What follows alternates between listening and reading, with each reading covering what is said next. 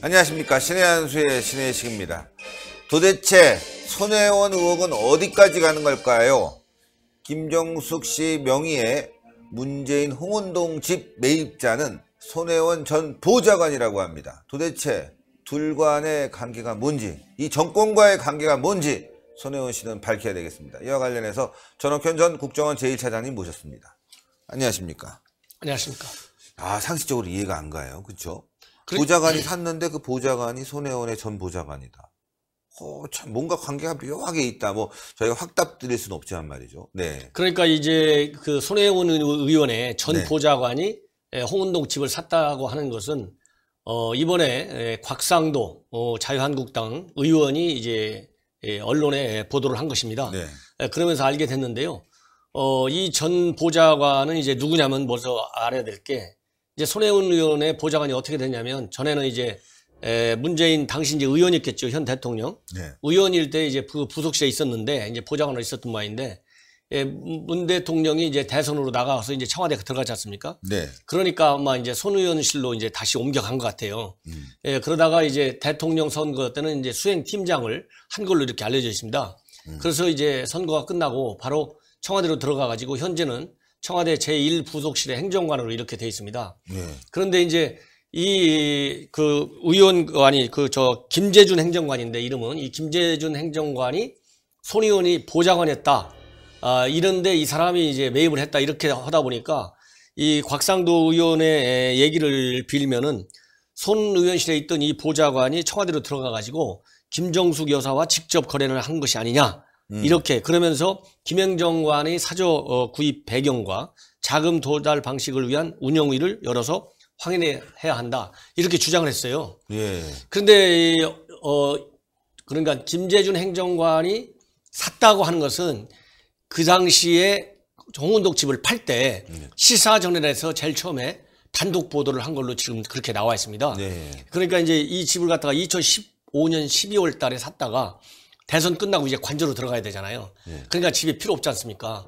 그래서 이제 한 1년 4, 5개월마다 팔았고, 가격은 이제 그 집을 살 때는 2억 8천만 원 주고 샀는데, 이 행정관한테 팔 때는 3억 4천이기 때문에 시세하고 거의 비슷하게 샀고, 네. 그리고 이제 은행 융자를 받아서 이렇게 산 걸로 돼 있어요. 네. 그런데 이제 그때만 하더라도 이 행정관이 손혜원 의원의 보좌관했다는 사실은 언론에는 나와 있지 않습니다. 네. 나와 있지 않은데, 이번에 이제 이게 기사거리가 되고 그런 이유 중에 하나는, 지금 부동산 투기 의혹의 핵심은 뭐냐면, 손 의원이 뭐 자기 친척, 측근, 또 측근의 측근, 뭐 보좌관 이런 사람들로 여러 채를 목포에서 샀잖아요. 네. 이러다 보니까 이런 보좌관들을 또 손혜원 의원이 사는데, 이번 이 홍은동 집을 사는데 과연 어느 정도나 어떠한 역할을 했는지, 이런 거를 말하자면 이제 의심의 대상으로 삼는 거겠죠. 그러니까요. 예, 보좌관이면 뭐 굉장히 친숙한 사이이기 때문에, 의원님, 제가 이번에 뭐 대통령 지금 사저를 사게 됐습니다. 이렇게 연락할 수도 있고,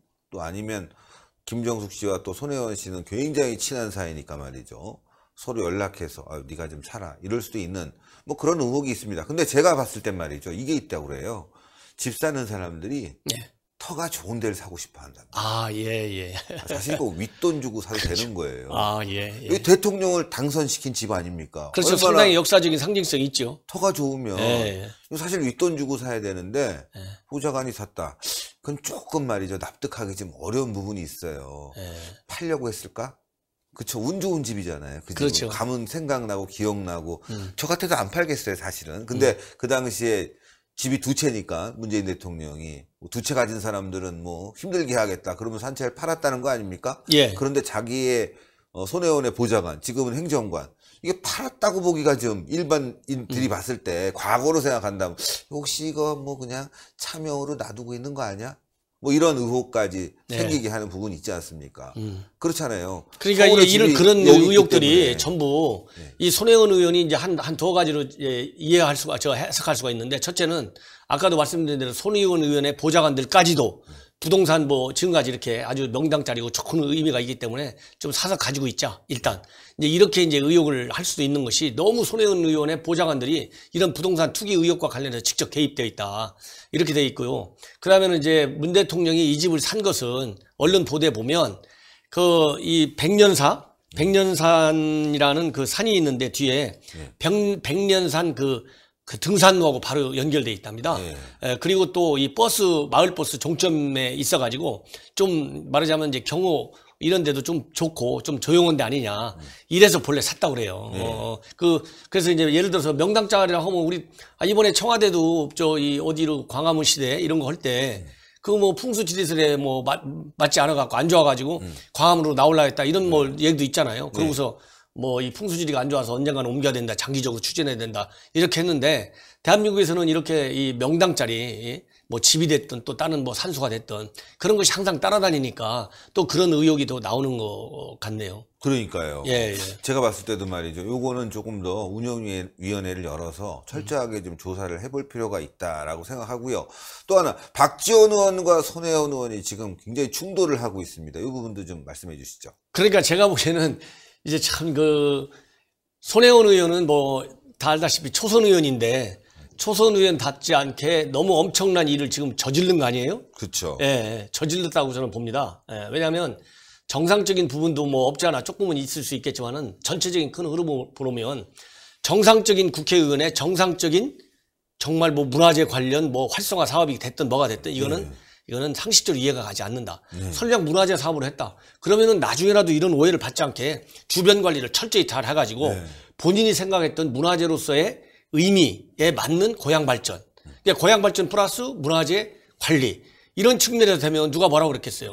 그런데 아무리 뜻이 좋다고 해도 너무 지금 저질러진 일들이 상식적으로 이해가 안 가요. 그러다 보니까 이제 마침 목포에 지역구를 가지고 있는 분이 박지원 의원이잖아요. 그러니까 이제 박지원이 한마디 한 거죠. 그거 내가 잘 아는데 말이야. 본인이 그 문화재 지정하고 이러는데 영향력을 많이 관심을 갖고 고향 발전에 힘을 썼는데 이거 엉뚱하게 이 손혜원이가 다 과실 따먹는 거 아니냐 처음에 이렇게 했어요. 그러면서 손혜원 의원을 갖다가 두둔해줬어요. 이 사람이 그럴 사람이 절대 아니라고. 그런데 시간이 지나면서 보니까 이게 박지원 의원이 이 손혜원 의원 편들다가는 이제 본인이 많은 의혹을 또 받을 수밖에 없는 그런 또 환경에 이제 되니까 이제 머리가 빠르신 분이고 언론 감각이 엄청 뛰어나신 분이잖아요. 정치 구단 그렇잖아요. 그러니까 이제 바로 이 사람은 이거 부동산 복덕방 해야 되는데 이게 무슨 소리냐 이렇게 해가지고 다시 이제 손혜원에 대한 그 비판 이런 그 여론에 합류하게 된 것이죠.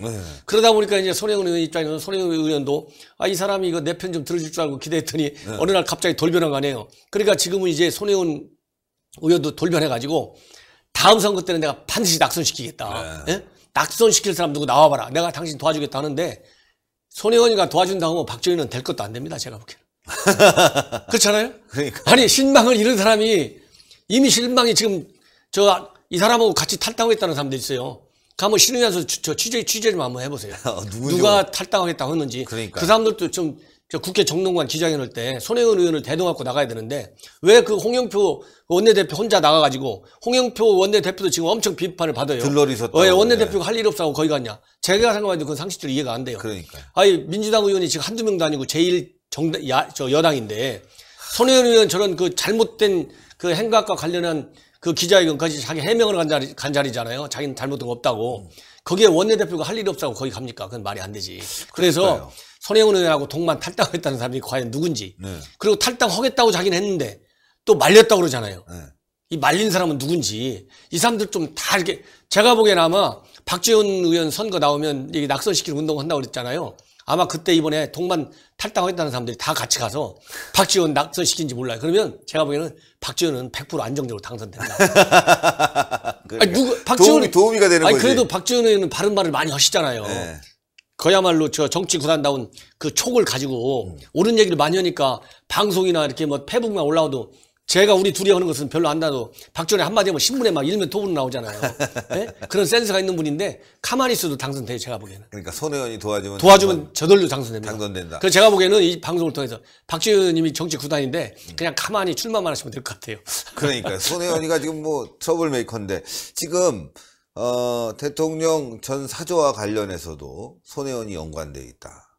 물론 보좌관이지만 이름이 올라가 있다. 또 박지원 의원은 굉장한 그 정치 구단일 뿐만이 아니라 김대중 정권의 실세, 노무현 정권의 탄생에 도움을 줬고 물론 뭐 당은 갈라섰지만 지금도 호남의 실세 아니겠습니까? 아, 그렇습니다. 손혜원과는 예. 비교도 될 수 없을 정도로 정치력이 센 사람인데 손혜원이 마치 말이죠. 초선뿐이 안 되는 사람이 거의 동급 대우하고 있고 또 여당의 원내대표는 손혜원이 탈당한다고 그러는데 그 옆에 서 있는 거 이건 저는 정치 역사상 처음 봤어요. 그쵸? 탈당한다는데 원내대표가 옆에 서갖고 뭐 쩔쩔매고 있다.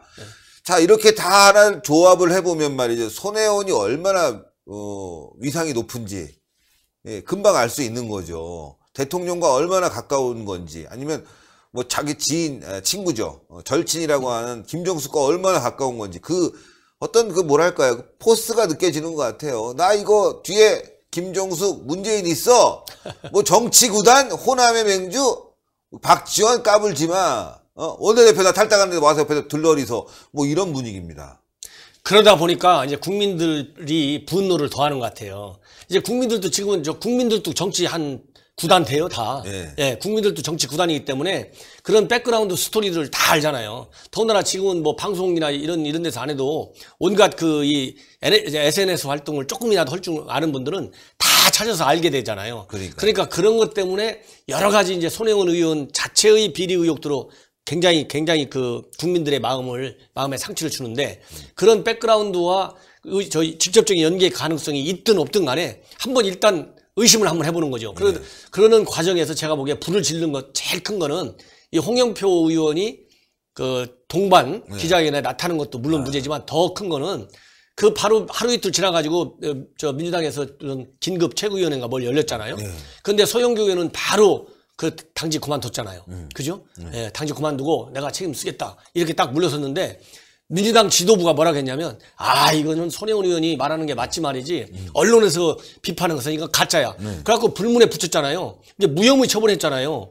그러니까 국민들이 볼 때는 아니 이 정도까지 흔히 얘기하는 뭐 양파처럼 까면 깔수록 많이 나온다. 이런 판국인데 이제 정부 여당에서 이거를 무혐의 처분해가지고 손혜원 의원의 해명이 일리가 있다 이래버리니까 다 빼앗긴 것 같이 느껴지는 그러죠? 그 이질감을 느끼는 국민들의 감정에 이게 불을 질렀다. 그래서 이렇게까지 이제 일파만파로 확산되는 거 아니냐. 그래서 이러한 중요한 일이 있을 때 정말 의혹이 이 정도까지 나올 때는 여당이기 때문에 야당일 때는 그냥 비판만 하고 많은 경우도 있잖아요. 믿거나 말거나 이런 게 있지 않습니까? 그렇지만은 여당은 책임 있는 정국 운영의 핵심 주체거든요. 그렇기 때문에 이런 거 나왔을 때는 더더욱이 신중하게 대응을 했어야 된다. 만약에 처음 나왔던데 저도 그랬죠. 방송에 나왔잖아요. 그 사안에 따라서 제일 잘하는 사람은 손혜원 의원 본인이 제일 잘할 텐데 우선 제일 먼저 그 문체위 그 간사지 그만두고 그러잖아요. 필요하면 민주당 탈당을 또 하고 나중에 재판 딱까지 가서 의원 죄가 있나고 나오면 의원직을 그만둬라. 이 정도의 그 수순을 저도 말씀드렸지 않습니까? 지금 그대로 가잖아요. 그러니까요. 예. 지금은 이거 검찰 수사 받으려면 1년밖에 안 남았는데 뭐 3심 가는데 이게 1년에 되나요? 2, 3년 또 가지. 그렇죠. 이 정도 되잖아요. 이 정도 되면 제가 보기에는 지금 뭐 박지원 그 의원한테 검찰 수사 같이 받자고 했잖아요. 이건 정의로운 사고가 아니다. 그러니까 박지원 대표 나오고 말했어요. 재판 같이 받자 그랬어요. 네? 재판 같이 받자. 이거는 정말 이 국민들을 굉장히 우습게 하는 거다. 이게 국민 무시행위예요. 국회의원이 뭡니까? 국민을 제일 먼저 존중해 줘야 돼요. 왜냐하면 국민 주권이잖아요. 주권은 국민으로 나온다. 투표를 누가 합니까? 국민이 해주잖아요. 그렇죠. 그런데 국민들 앞에서 아무 잘못 없는 박지원 의원한테 당신 말이지 나하고 재판 같이 받아 이러니까 박지원 의원 볼 때 얼마나 얼빠지 그럼 같이 받자. 이거 물귀신 작전이 흔히. 그래서 이번 사태와 관련해서는 설령 아무런 의혹이 없다 하더라도 대응 방식의 매너 왜냐하면 국회의원은 국민들한테는 최소한의 예의를 지켜야 됩니다. 그렇죠. 무리를 일으켜서 그렇죠. 일단 죄송한데 제가 달게 수사를 받아서 국민 여러분께 한 점 의혹씩 하겠습니다. 이게 점잖하게 나와야지. 정노래관 쫓아다니고 긴급 최고위원회에서는 또 면제 처리하고 이런 것이 지금 그러지 않아도 우리 국민들이 얼마나 지금 어렵습니까? 경제적으로. 그렇죠. 또 안보적으로도 불안하고 이런 상황에 이런 게 터지니까 가진 사람들 권력을 가진 사람들끼리의 향연이구나. 야 이건 안 되겠네. 이러다 보니까 언론에서도 집중 취재하고 지금 경쟁 보도 하잖아요. 누가 단독 보도는지. 그러니까요. 이것도 중앙일보에서 단독 보도한 거 아니겠습니까? 맞습니다. 예, 이거는 그래서 빨리 마무리 지으려면 제가 보기에는 탈당 행정 절차도 빨리 처리하고 검찰에 맨 먼저 자진 출두해버리는 거예요. 사진 출두. 그렇죠. 지금도 민간 단체에서 고발했더구만요. 민간 단체에서 고발했는데 그런 거 관계없이 본인이 나 수사해줘서 내 말 좀 명명백백하게 내 말이 맞다는 걸 확인해달라. 그러면은 금방 또 살아나죠. 그렇죠. 그렇잖아요. 예. 예. 살으려고 하는 사람은 죽고, 네. 죽으려면 산다. 필사즉생 있잖아요. 그죠? 필생즉사. 네. 이 정신으로 손혜원 의원은 돌아가야 된다. 제가 이거 한마디 좀 당부 좀 하고 싶습니다. 그러니까요. 아유, 너무너무 감사합니다. 손욱현의 전옥천입니다. 전화 아주 손혜원이 얘기하다 보니까 자꾸 전옥현의 안보정론. 네. 감사합니다. 많은 여러분들 시청 부탁드리겠습니다. 하도 손혜원 방송하다 보니까. 그러니까요, 저희 댓글 같은 거 보니까요, 손순실이라고 합니다. 손순실. 손순실. 손순실. 그러네요, 맞습니다. 예. 하도 유명해져가지고. 감사합니다. 예. 네, 여러분들 전옥현의 안보정론 TV도 많은 시청 부탁드리겠고요. 이게 손혜원 사건 계속 일파만파 커질 것 같습니다. 난리가 났습니다. 네. 그런데 그 대응 방식이 너무 뻔뻔합니다. 보기 드문, 처음 보는 뻔뻔합니다. 얼굴에 철면피를 깐 것 같습니다. 자, 여러분들 동그랗게 올라가는 구독 버튼 꼭 눌러주시고요. 추천 버튼 꼭 부탁드리겠습니다. 댓글로 많은 응원 부탁드리겠습니다. 대단히 감사합니다. 수고하셨습니다.